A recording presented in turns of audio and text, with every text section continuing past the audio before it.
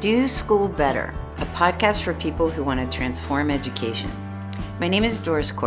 In this season, I discuss the core principles of my educational philosophy with Tim Desmond and Allison Tanker, my co-teachers from Hawken School's Entrepreneurial Studies program. It's not about what you teach, it's about what they learn. In this episode, Doris discusses the state of the American educational system with acclaimed filmmaker and author Ted Dintersmith.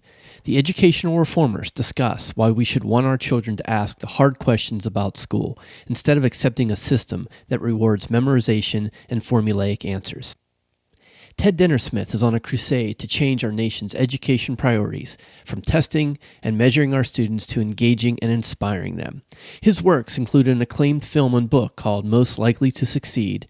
Learn more at the film's website, www.mltsfilm.org, Ted's website at www.edu21c.com, or by following him on Twitter at Dintersmith, Dintersmith. Ted, you've been traveling all over the country, and one of the things that was really interesting to me when we first met is that when you were talking to our students here in the entrepreneurship class, you almost immediately connected and engaged with them around what they were doing and what they were getting out of it. You knew, and I assume that's because, in part, you've been going all over the country and meeting with students who are part of programs where they're having a transformative experience, and it's different from traditional school. You seemed to get it when you talked to our students right away.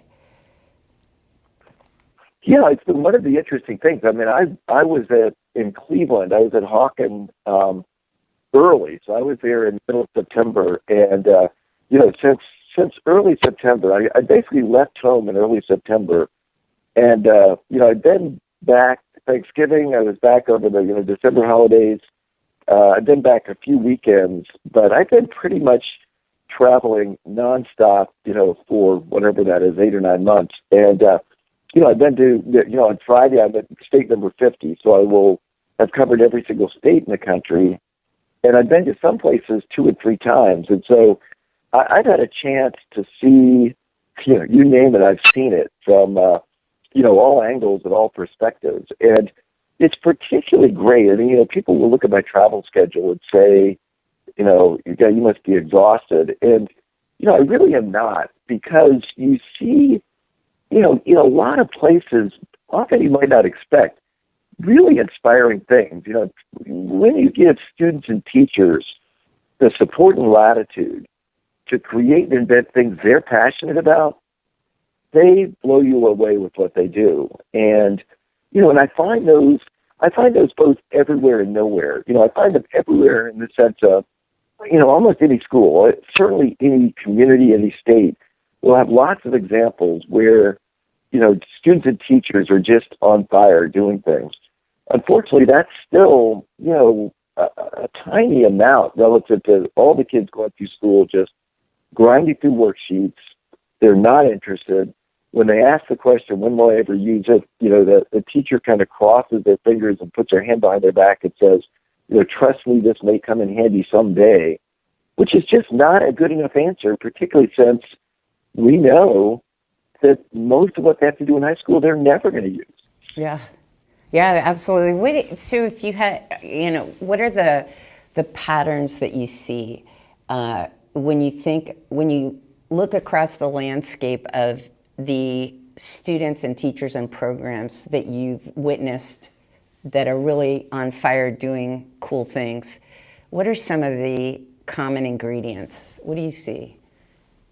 Well, that's a great question, Doris. And, I see, let me give you 2 different perspectives on it. I mean, one is that they have clarity of what they want to accomplish. They are setting out to generally help kids develop skills that matter. So they when you ask them, what do you want kids to get good at through this experience, they have an answer. It's not just, I'd like them to be 7% better on a test relative to last year. It's that I want these kids to be creative problem solvers. So they have clarity. They trust. They are letting the teachers and students do the things they feel they want and need to do to reach that goal. So instead of micromanaging them, they trust them. The third thing, and I'm sort of percolating along with a way to phrase this, so bear with me, but I feel most of our approach in education is predicated on the existence of what I call the 3 T's, which are we obviously can't have kids doing something in school unless we have a teacher trained in the subject matter, we have a text or a carefully worked out curriculum that marches them through what they need to know, and we have a test in place so we can test what they've learned. That is, in fact, U.S. education strategy for decade after decade. Where I find the great things are when you absolutely walk away from all 3 of those, where you have a teacher with the courage to say, we're going to go after this area. Honestly, I don't know much about it. You're going to have to do most of the figuring out, and I'm going to be here to help you figure it out. It's open field. We don't have a text. We don't know that we're going to go from paragraph 27 to paragraph 28 in this exact sequence. We're going to figure it out as we go. And we don't have some carefully worked out multiple choice standardized test that will let us compare a kid in Cleveland to a kid in Tallahassee to a kid in Juneau, Alaska. We will depend on authentic reflections of real accomplishment, public displays, peer-engaged review, and something that the kid can point to that they are proud of that shows they achieved a level of excellence. And when you walk away from those 3 T's and say, and replace them with 1 T, which is trust, you could see some amazing things happen. Well, that's a great answer. You know, one of my favorite statistics to quote is that I think there was a study, I think they did the study in Maryland, at University of Maryland, if I recall correctly, but that between 1999 and 2002, the newly recorded human recorded, I should say, information was in quantity the equivalent of what existed prior to 1999. I didn't word that well, but and then that after 2002, every year, human recorded technical information doubles. So when I think about the current teacher text test model, that is sadly what's in place at the vast majority of schools and in the vast majority of classrooms, that specific content that somebody decided whenever constituted a good education, a good high school education, or a good K-12 education, if you look at how that content, even if you assume that the students who are fed that content for 4 years retain all of it, which is a horrible assumption because they don't. But deciding that content constitutes a good education is crazy at this point. Yeah, we labor over whether our kids can come through high school knowing 0.001% of what's knowable, and then express disappointment when they only know 0.00005% of what's knowable.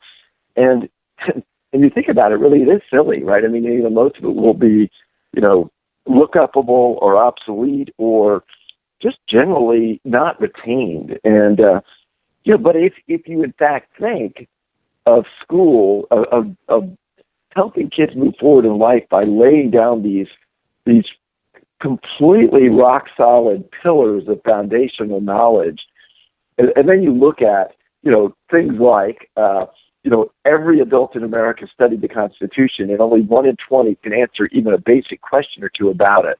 Or I always point people to this great YouTube video.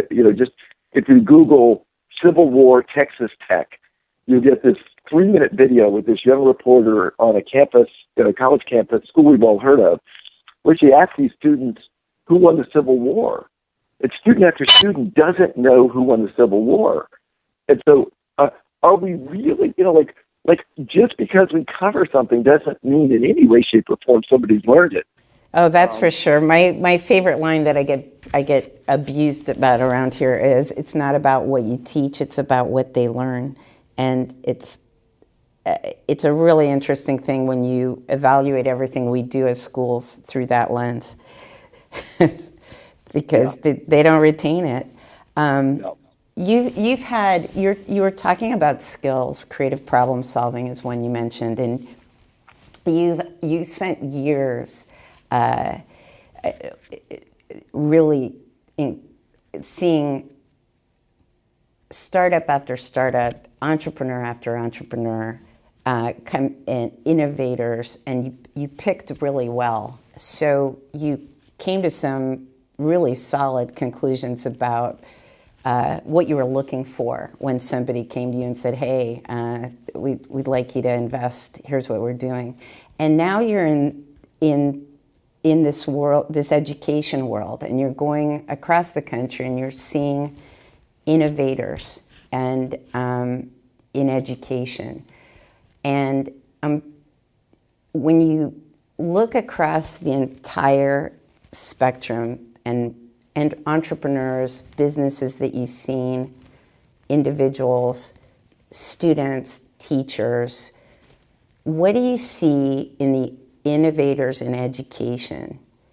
And what do you see that is consistent with what you saw in the most innovative entrepreneurs in the earlier part of your career? I don't know if that makes sense. Yeah, no, it makes total sense. So through my career, I was really fortunate to work with people that had certain characteristics in common. They were passionate about what they were doing, about the impact they could have on the world with their life, with their time, their talent, their willingness and ability to learn. They were, focused beyond belief, but they were willing to challenge convention. There was no entrepreneur that was ever successful that tried to do what everybody else was doing. They sought out doing the unusual, asking the question that other people weren't comfortable asking. And when you look at that, those characteristics, and a million others, ask lots of questions, think outside of the box. The point I make to audiences that the entrepreneurs that make the world better, that the bright, creative, innovative people, when you look at what they're good at, it is really no different from what you find in almost any 5-year-old, right? It's not as though they had to develop those skills and characteristics only through some amazing education system that took raw material that showed none of it and built it up over a 16-year period. That is not the model. They just didn't have it crushed out of them the way millions of kids do. And so when I look at the educators that are so innovative, they are the ones willing to go rogue. They're the ones that say, I've got a great idea I believe in, but I think will help my kids learn at a rapid rate, learn things that are going to matter, but most importantly, inspire them, help them form the character traits we really want instead of becoming, docile sheep through a process that rewards kids that come up with formulaic answers instead of kids that ask hard questions. And I think that's what really led me to take this on with such, I don't know what you call it, passion or energy, is when I realized that not only was school not helping kids prepare for a world of innovation, but was actively impairing their prospects. That kids who come through and it's not, and this is really important to emphasize, it is not just, the bottom 20% of our test score kids that are at risk. I mean, actually the kids that are outstanding, students, the high achieving students, I think they are set up to fail in a world of innovation. I couldn't agree more. They're being hurt. I could argue they're being hurt more than anyone else by our system. Well, they're all being hurt in different ways. And, I often joke that there are 80 million parents in America. 40 million need to spend way more time with their kids. 40 million need to spend way less time with their kids. And maybe a dozen have it kind of right. it's hard to, I mean, when you see the lives of some of these kids who, at age 10 and 11 have responsibilities at home and face challenges that very few adults, particularly well-off adults, could ever begin to imagine. That kid is facing enormous challenges. And those challenges, I think, they're certainly different, but they're worse, I think, in many ways. I mean, they're heartbreakingly worse than a kid that's micromanaged, who's had everything done for them so they can get into Yale and then, had the internship strings pulled and everything else. I think that the Yale kid from privilege will be unhappy, will do something they don't want to do, and will just kind of go through the motions, but they will not be homeless. What I feel is our opportunity, but right now it is not in the opportunity category, it's in the huge challenge category, is that if, in fact, the metric of merit in our schools is largely tied to breadth of vocabulary and ability to do low-level math questions quickly under time pressure, which is largely what shapes the view our schools, our adults, and even our kids have of who is gifted, who is talented, and who isn't. It's how we're defining success now, right? Yeah. As long as that is out there as a figure of merit, which is largely what colleges look for, by the way, we will have this dynamic where we will spend infinite amounts of money testing to show an achievement gap on those measures. We will spend no money to close it, and it won't close. I mean, there's just not going to happen that a kid that grows up with only one parent who's working 3 jobs, who can't do the flashcards at home at night, who can't read, book after book after book, but also can't tutor the kid or hire a tutor. That kid is not going to meet the kid who is in that situation if we evaluate them on reading boring reading passages they have no interest in and asking sort of formulaic questions on it. They're largely tied to subtle vocabulary words. And if we say you've got to do 20 math problems quickly, recognize a pattern, have drilled on it before, and get it right. If we shifted that, and we started to evaluate and reward kids for perseverance, resourcefulness, thinking outside of the box, staring down failure, overcoming adversity, you start to shift that, right? That kid who grew up in amazingly challenging circumstances, they have those characteristics in abundance. And the micromanaged rich kid from the suburb, and that's why Fun Venture is these young adults who had thrived in academic settings, who had everything done for them, put them in a world of ambiguity, a world where there's every prospect of failing, not once, but daily. They were like the deer in the headlights and didn't do well. And so I said, what world do I want to live in? A world that rewards and prioritizes on skills during the school years that are irrelevant in life, or a world that prioritizes on exactly the characteristics you need in life. So there's tons of, we all know there's tons of research and data that it's a completely changed workplace, that when for a graduate of college or high school or whatever to be well prepared for today's workplace, let alone tomorrow's, these skills we're talking about are what's most in demand. Creative problem solving, critical thinking, collaboration, all that stuff. Regardless of sort of what school system you're in or what community you're in, whether you're in the privileged, the not privileged, our current system isn't preparing our students well for that. And the student who is killing themselves to be, quote, successful in the current system is putting their energy and time into memorizing, into training themselves to, as you said, do math problems of a certain type under time pressure. And they're spending crazy amounts of their childhood on activity that doesn't matter, that's not helpful. So when I think that when teachers are really focused on allowing the learning to happen, the skills development, and stepping back, as you said, in a way, and making it all about inspiring the students, having students learn what they're able to learn, it's empowering. it's really empowering for these students, and it's really the democratization of education in our current time. Yeah, exactly. And, I wrote this article. I'd encourage your listeners, if you want to find it, just Google my name, Dintersmith, Washington Post purpose. But it's one of the casualties of the education system we have now is that for, 10, 12, 16 years, the message we give kids is excel at something you have no say in, you have no interest in, where the only point of doing it is to show somebody on an inconsequential measure that you will be able to get good at it. And so is it any surprise that so many of our kids come through these school years with no real sense of purpose about what they want to accomplish in life? Because, instead of asking them to go out, find problems you care about, figure out ways you can make your world better, learn the things you need to do it, and persevere to accomplish something you're proud of that actually does make your world better. Right now, most of our schools say, we do that as community service. And then I ask, well, tell me about your community service program. And they will say, all too often, well, it's a mandatory 20 hours a year.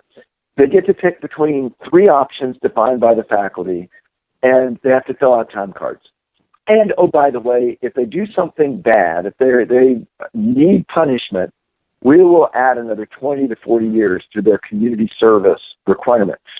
And I say, wow, this really gets kids excited about making the world better, doesn't it? And it's tragic, right? It's tragic because, and you used the phrase students killing themselves. Well, many are killing themselves on the workload, but I actually have not mainstream views about this whole, misguided discussion in terms of are our kids under too much stress?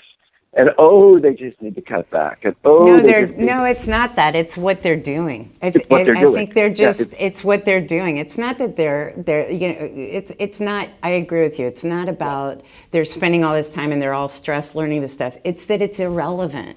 They're doing things that are irrelevant. And the difference between today and when I was in school is I also sat in class often and thought, I don't know when I'm ever going to use this. I don't know how relevant this is. The difference is there was no technology, there was no media, I didn't see the rest of the world. So when my parents and teachers said, trust us, you'll need this one day, I trusted them.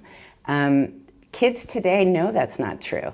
They know that when they're sitting in a room and they're being fed the quadratic formula and you need to memorize it and have it memorized by Thursday, that it's irrelevant. It's just, building sandcastles on a windy beach. And, in the film that Greg Whiteley directed that I, organized and funded, Most Likely to Succeed, which I'd also encourage audience members, go to the website and it's awesome. Bring it.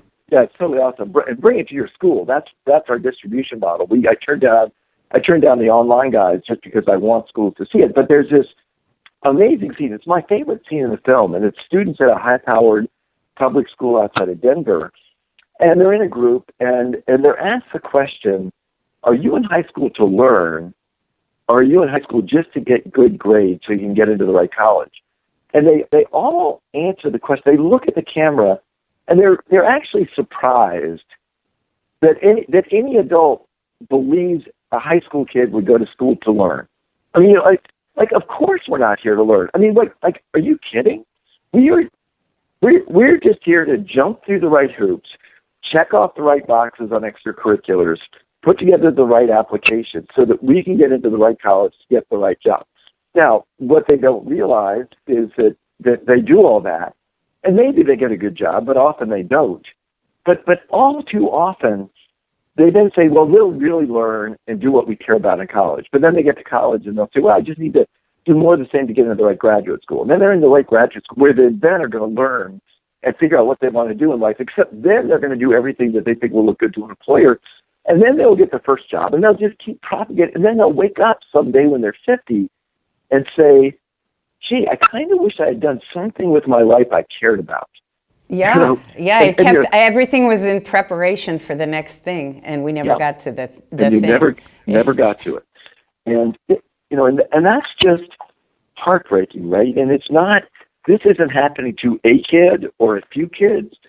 I find that this is happening to all of our kids. And as I said, in different ways. You have the kids with all sorts of talent and potential that I always joke, the one SAT word they know is proficient, because we subject them to standardized test after standardized test, and the message they get back is, right now you are not proficient.